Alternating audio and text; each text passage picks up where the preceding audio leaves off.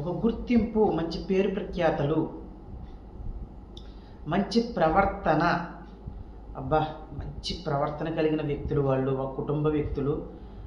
తల్లిదండ్రులు ఏ పూజ చేసుకున్నారో భలేంటి పిల్లలు కన్నారు వాళ్ళు. మంచి ప్రవర్తన ఉంది వాళ్ళకి. ఆ తల్లిదండ్రులను చూసి నేర్చుకోండి. వాళ్ళు ఎంత దాన ధర్మాలు చేస్తున్నారో. ఇలాంటివన్నీ వింటూ ఉంటాం మనం. అంటే మనం ఎన్ని పాయింట్స్ అయినా చెప్పుకోవచ్చు ఇప్పుడు నేను చెప్పే కంటెంట్ని బట్టి.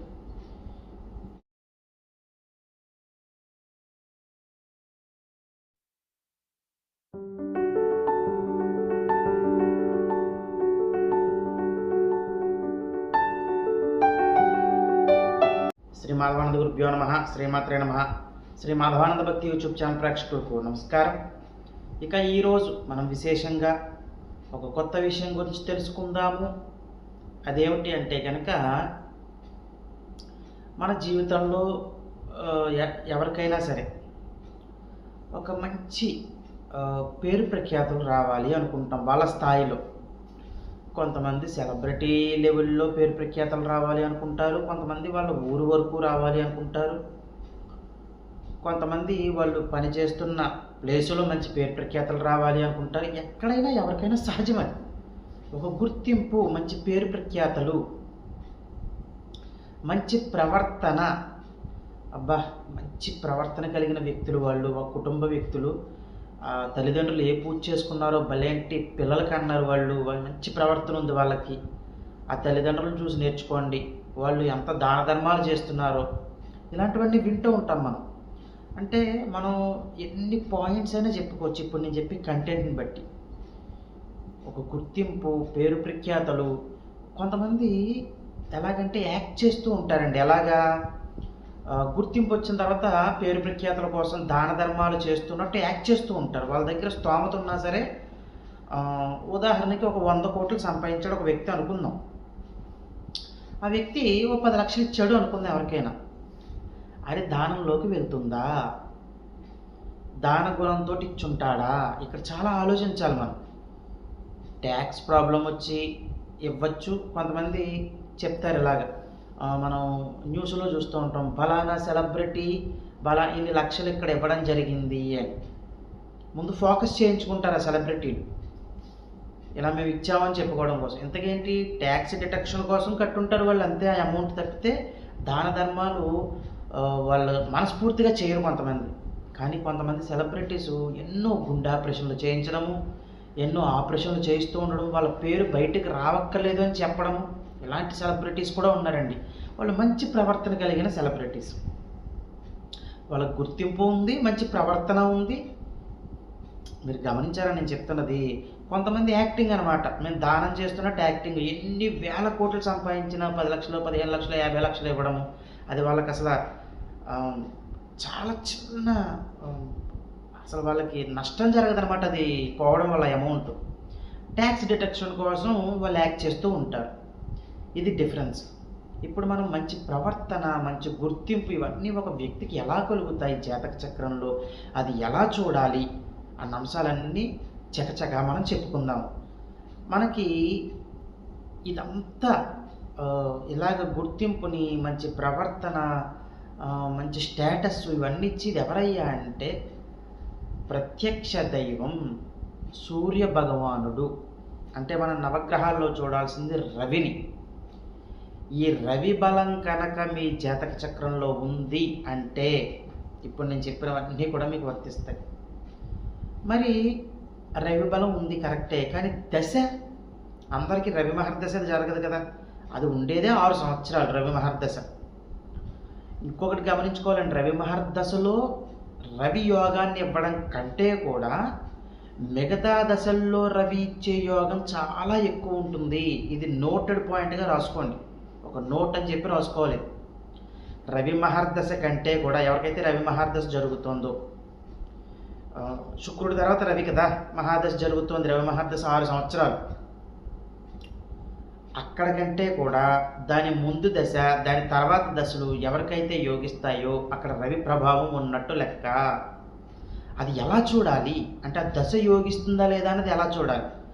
అక్కడ దశ లగ్నాతు పాపాధిపత్యాన్ని తీసుకుందా, యోగకారు కూడా చూసుకోండి. యోగకారు కూడా అయితే ఇంక చెప్పక్కర్లా.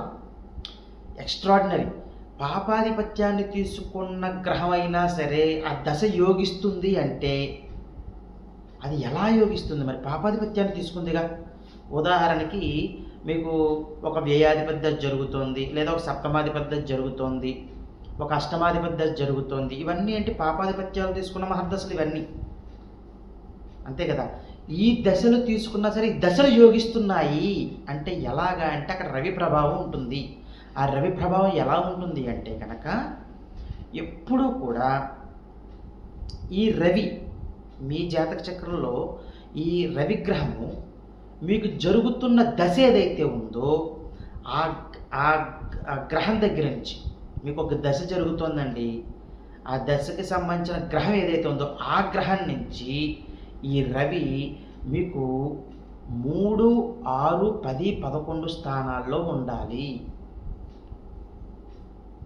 ఆ గ్రహం దగ్గర నుంచి ఆ గ్రహం ఎక్కడైనా ఉండవండి, పాపాధిపత్యాన్ని తీసుకుంది ఎక్కడైనా ఉండవండి, ఆ గ్రహం దగ్గర నుంచి 3, 6, 10, 11 స్థానాల్లో కనుక మీకు రవి ఉన్నట్లయితే మీకు ఖచ్చితంగా ఆ దశ పాపాధిపత్యాన్ని తీసుకున్న పాప స్థానంలో ఉన్న మీకు రవి ప్రభావం వలన ఖచ్చితంగా ఇబ్బందులు పెడుతున్నప్పటికీ కూడా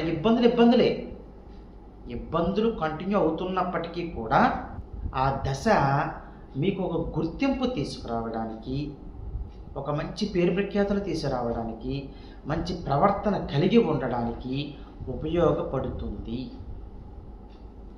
ఒక అష్టమాధిపతి దశ తీసుకుందాం, లేదా ఒక దుస్థానంలోనే గ్రహం ఉంది అనుకుందాం, ఎలా అయినా తీసుకోండి. మీరు పాపాధిపత్యాన్ని తీసుకుందా లేదా చెడు స్థానాల్లో గ్రహం ఉందా, ఆ గ్రహం నుంచి ఎంత చెడు స్థానాల్లో ఉన్నప్పటికీ కూడా 3లో రవి భగవానుడు ఉన్నాడు అనుకోండి, ఈ దశ జరుగుతున్నప్పుడండి మీకు ఆ చెడు ప్రభావం కలుగుతున్నప్పటికీ కూడా మీకు ఆయన యోగించడానికి అవకాశాలు ఉంటాయి. ఇబ్బంది పెడుతున్నప్పటికీ కూడా పేరు ప్రఖ్యాతలను ఇస్తూ ఉంటాడు ఆయన. ఖచ్చితంగా జరుగుతుంది. వాళ్ళ జాతక చక్రం తీసుకుని చెక్ చేసుకోవాలి మీరు. ఖచ్చితంగా జరిగి తీరుతుంది. ఇబ్బందులే ఆయన ఇచ్చి గుర్తింపు సక్సెస్ కంపల్సరీ ఉంటుంది. అంటే ఇక్కడ ఎలా అంటే వాళ్ళకి మనకి డబల్ ధమాకా అనమాట. అంటే మంచి చెడు ఒక రైల్వే ట్రాక్లా వెళ్ళిపోతూ ఉంటుంది. మంచి జరుగుతున్నప్పుడు హ్యాపీయే కదా, మొత్తం చెడు జరిగితే ఇబ్బందే కదండి. మరి అది దుస్థానంలో ఉన్న గ్రహము లేదా పాపాధిపత్యాన్ని తీసుకున్న గ్రహం అనుకో, మీరే కదా ఇబ్బంది పడేది. కానీ రవి అలా ఉండడం వల్ల మరి సగం కాపాడేశాడు కదా ఆయన, 50% రవి కాపాడేశాడు అక్కడ మిమ్మల్ని. అప్పుడు రైల్వే ట్రాక్ లాగా ప్యారలల్గా మీకు మంచి చెడు రెండూ జరుగుతాయి. ఈ మంచి ఏమిటి అంటే కనుక గుర్తింపు రావడం, మీకు ఖచ్చితంగా గుర్తింపు రావడము, మంచి పేరు ప్రఖ్యాతలు రావడము, ఇవన్నీ కూడా అనమాట. అంటే ఇప్పుడు ఉదాహరణకి ఎలా తీసుకుందాము, అర్థమయ్యేలా తీసుకుందాం. చిన్న పాయింటే చెప్పుకుందాం, పెద్దగా వద్దు. దాన్ని మీ స్థాయిలో మీరు చూసుకోండి. గ్రామ సర్పంచ్ ఉన్నాడు అనుకుందాం. గ్రామ సర్పంచ్ ఉన్నాడు. ఆయన ఒక 2 సార్లు పోటీ చేశారు, ఓడిపోయారు. కానీ మరి రాజకీయాలంటే ఏ స్థాయిలో ఉన్నా ఖర్చు పెట్టాలి కదా, చాలా ఖర్చు పెట్టారు, ఓడిపోయారు. తర్వాత అవకాశం వచ్చింది, మళ్ళీ అక్కడ ప్రాంతాన్ని బట్టో దేని బట్టో మళ్ళీ ఈయనకి అవకాశం వచ్చింది అనుకుందాం. ఈసారి గెలిచాడు. ఆయన గెలిచినప్పుడు ఖర్చు పెట్టాడు, ముందు ఖర్చు పెట్టాడు, ఓడిపోయాడు. కానీ తర్వాత కూడా ఖర్చు పెట్టాడు, గెలిచాడు అనుకుందాం. అటు ఖర్చు నష్టము, గెలిచాడు, గుర్తింపు వచ్చింది, శుభము. ఇక్కడ అర్థమైందా మీకు? ఒక ఎమ్మెల్యేగా పోటీ చేశారు అనుకుందాం. ఒకసారి పోటీ చేస్తూ ఓడిపోయారు, మళ్ళీ 5 ఏళ్ళ తర్వాత మళ్ళీ పోటీ చేశారు, గెలిచారు. ఓడిపోయినప్పుడు ఖర్చు పెట్టాలి, కానీ అక్కడ బాధ. కానీ ఇక్కడ కూడా ఖర్చు జరిగింది, మంచి కూడా జరిగింది. అంతే, ఖర్చుతో పాటు మంచి కూడా, శుభవార్త కూడా విన్నారు కదా. మరి అవతల పొజిషన్ పార్టీ వాళ్ళు కూడా అలాగే ఖర్చు పెట్టారు, కానీ ఓడిపోయారు కదా. అంటే ఇక్కడ ఎలా అర్థం చేసుకోవాలి? ఖచ్చితంగా మీకు గెలుపు అన్నది ఉంటుంది, అది అర్థం చేసుకోవాలి. ఇక్కడ సారాంశం ఏంటి, మనం అర్థం చేసుకోవాల్సిన సారాంశం ఏంటి? ఇలా గ్రహాలు ఉన్నప్పుడు మీరు ఏదైతే రంగంలో ఉంటారో అందులో ఒకసారి ఓడిపోయినప్పటికీ కూడా ఖచ్చితంగా గెలిచి తీరుతారు. ఇది మీరు అర్థం చేసుకోవాల్సింది ఇక్కడ. అంటే ఇప్పుడు ఇలా ఉన్నప్పుడు గ్రహస్థితి దశ నుంచి 3, 6, 10, 11 స్థానాల్లో రవి ఉన్నప్పుడు వాళ్ళు ఏదైతే ఏ రంగంలో అయితే ఉండాలి అనుకుంటున్నారో ఒకసారి జాతక చక్రం మొత్తం చూసుకోవాలి, ఏ రంగంలో ఉంటున్నారు అనేది. ఈ ఒక్క పాయింట్ మీద మీరు రంగం అన్నది మాత్రం ఉండదు. ఇక్కడ నేను చెప్పింది పాయింట్ మీద ఏంటో ఒక గుర్తింపు, ఒక స్టేటస్ అంతే. అది ఎందులోనే అవ్వచ్చు కదా. రాజకీయాల్లోకి వెళ్ళాలనుకుంటున్నారు, దాని పరంగా జాతకాలు చూడాలి. ఒక బిజినెస్ పెట్టాలనుకుంటున్నారు, దాని పరంగా జాతకం చూడాలి. ఇందులో గుర్తింపు, సక్సెస్ ఇప్పుడు నేను చెప్పిన కంటెంట్కి లింకప్ చేసుకున్నప్పుడు రాజకీయాల్లోకి వెళ్ళాలి అనుకుంటున్నారు, ఒకసారి ఓడిపోయారు. కానీ రవి నేను చెప్పినట్టు ఉంది, ఆ గ్రహం నుంచి 3, 6, 10, 11 స్థానాల్లో ఉంది రవి గ్రహం. అప్పుడు ఈ దశ మొదలైంది. ఖచ్చితంగా మీరు గెలిచి తీరుతారు, మీకు పట్టాభిషేకం ఖచ్చితంగా జరుగుతుంది. ఇది తథ్యము. ఇప్పుడు నేను చెప్పినట్టు లేదు. ఇప్పుడు ఆ దశ, ఆ గ్రహం నుంచి 3, 6, 10, 11 స్థానాల్లో రవి లేరు, ఆ దశ జరుగుతోంది. ఇది మీరు తీసుకోక్కర్లేదు, మీకు వర్తించదు కదా. ఇది ఎవరికైతే ఉంటుందో వాళ్ళకి వర్తిస్తుంది. అంత పవర్ఫుల్ అన్నమాట ఆ గ్రహం నుంచి రవి భగవానుడు ఉండడం అన్నది. ఇక్కడ అసలు నేను లగ్నాతో ఏమీ మాట్లాడలేదండి, మీరు కన్ఫ్యూజ్ అవ్వద్దు.